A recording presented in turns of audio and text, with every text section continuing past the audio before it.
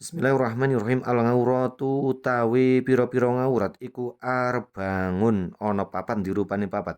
Ngauratu rajuli utawi ngaurate wong lanang mutlakon halim mutlak. Wal amati lan ngaurate wadon amat. Nang di fi sholati ing dalam salat iku barang silai ma baina surati kang tetep ing dalam antarane wudel waruk batilan dengkul.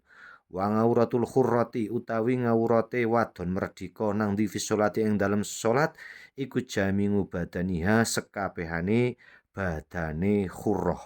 Mayo barang silema siwal wajhi kang liyani apa ma ing rai wal kafaini lan epek-epek loro. Wangauratul khurati utawi ngaurate wadon merdika wal amatilan wadon budak nang dingin dal ajani ing dalem sandinge pira-pira wong lanang liya iku jamingul badani sekabehane badan.